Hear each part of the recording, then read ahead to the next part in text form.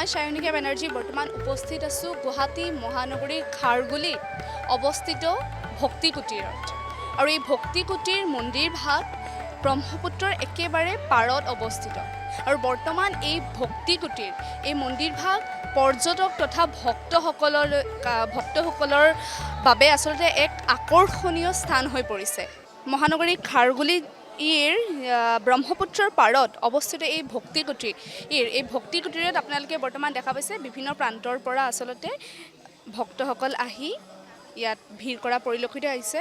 আপোনালোকে দেখা পাইছে ব্ৰহ্মপুত্ৰৰ পাৰতে থকা এই ভক্তি কুটীৰ ইয়াৰ আচলতে খুব ধুনীয়া এক পৰিৱেশৰ মাজত থকা এক মন্দিৰ ভাগ ৰাধা কৃষ্ণৰ এক মন্দিৰ ভাগত আচলতে বিভিন্ন প্ৰান্তৰ পৰা ভক্তসকল আহি বৰ্তমান ভিৰ কৰিছে। যিহেতু ব্ৰহ্মপুত্ৰ আৰু ব্ৰহ্মপুত্ৰৰ পাৰতে এই ভক্তি কুটীৰ ৰাধা কৃষ্ণৰ যি মন্দিৰ ভাগ এই মন্দিৰ ভাগত বৰ্তমান এক নান্দনিক পৰিৱেশে বৰ্তমান বিৰাজ কৰা পৰিলক্ষিত হৈছে। বিভিন্ন প্ৰান্তৰ পৰা আচলতে ভক্তসকল আহি পৰ্যটকসকল আহি আৰু যিহেতু এই মন্দিৰ ভাগ বৰ্তমান ভক্ত তথা পৰ্যটকসকলৰ বাবে এক আকৰ্ষণীয় স্থললৈ পৰিৱৰ্তিত হৈছে। খুব ধুনীয়া আচলতে এক পৰিৱেশ বিৰাজ কৰা পৰিলক্ষিত হৈছে। যিহেতু ব্ৰহ্মপুত্ৰৰ পাৰতে এই ভক্তি কুটীৰ যি আছে সেই ভক্তি কুটীৰত ৰাধা কৃষ্ণৰ যি প্ৰতিমূৰ্তি আছে তাক পূজা কৰা হয় আৰু প্ৰতি দেওবাৰে আচলতে বা প্ৰতিদিনেই এই 4 বজাৰ পৰা পুৱা 4 বজাৰ পৰা দিনৰ 12 বজালৈ আৰু পুনৰ আবেলি 4 বজাৰ পৰা সন্ধিয়া 8 বজালৈ এই মন্দিৰ ভাগ খোলা থাকে আৰু সেই সময়খিনিত বিভিন্ন প্ৰান্তৰ পৰা ভক্তসকল আহি ৰাধা কৃষ্ণক পূজা অৰ্চনা কৰা পৰিলক্ষিত হয়।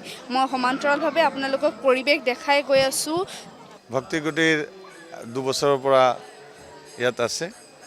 ইয়াত আমাৰ গুৰুদেৱ আহিছিলে হিজ হলিনেছ জয়প্ৰতাকা স্বামী মহাৰাজ। তাৰপিছত তেওঁৰ নিৰ্দেশ মতে ইয়াতে আমি ভক্তি কুটীৰ স্থাপন কৰিছোঁ যাতে মানুহবিলাকে ইয়াতে আহি পেলাই শান্তিমতে মেডিটেশ্যন কৰিব পাৰে, শাস্ত্ৰ পঢ়িব পাৰে, তাৰ কাৰণে আমি ফেচিলিটি কৰিছোঁ। কিন্তু এতিয়া মানুহ সমাগম বহুত বেছি হৈছে, আমাৰ কাৰণে খুব ভাল কথা। আমি বেছি মানুহলৈ আমি ভক্তিৰ বিষয়ে প্ৰচাৰটো দিব পাৰিছোঁ, ভক্তিৰ বিষয়ে ক'ব পাৰিছোঁ আৰু সকলোকে প্ৰসাদ দিব পাৰিছোঁ। আপোনালোকে দেখা পাইছে আমি সমান্তৰালভাৱে আপোনালোকৰ দৃশ্য দেখাই গৈছোঁ। ব্ৰহ্মপুত্ৰৰ পাৰত যি ভক্তি কুটীৰ আছে এই ভক্তি কুটীৰ আচলতে খুব ধুনীয়া এক পৰিৱেশৰ মাজত এটা মন্দিৰ ৰাধা কৃষ্ণৰ এটা মন্দিৰ খুব ধুনীয়া পৰিৱেশৰ মাজত আচলতে বিৰাজ কৰে এই মন্দিৰ ভাগ আৰু এই মন্দিৰ ভাগত তেখেতে উল্লেখ কৰা মতে বিভিন্ন প্ৰান্তৰ পৰা ভক্তসকল আহি আচলতে মেডিটেশ্যন কৰা বুলি উল্লেখ কৰিছে। আগৰ তুলনাত বৰ্তমান ভক্তসকলৰ যি ভিৰ সেয়া বেছি পৰিলক্ষিত হোৱা বুলি তেওঁলোকে উল্লেখ কৰিছে ইতিমধ্যে আৰু তেওঁলোক সুখী যে ভক্তসকল বেছি আহিছে আৰু তেওঁলোকে মেডিটেশ্যন কৰিব পাৰিছে বা যি প্ৰচাৰ সেই প্ৰচাৰ তেওঁলোকে আগৰ তুলনাত বেছি কৰিব পৰা উল্লেখ কৰিছে। আমি সমান্তৰালভাৱে আপোনালোকক দৃশ্য দেখাইছোঁ। ইয়াত কীৰ্তন হৈ আছে বৰ্তমান আৰু আপোনালোকে এই পৰিৱেশ আমি দেখাবলৈ যত্ন কৰি যাম। চাওক খুব ধুনীয়া আৰু এক ভক্তিমূলক পৰিৱেশে বৰ্তমান বিৰাজ কৰিছে সমগ্ৰ মন্দিৰ ভাগত।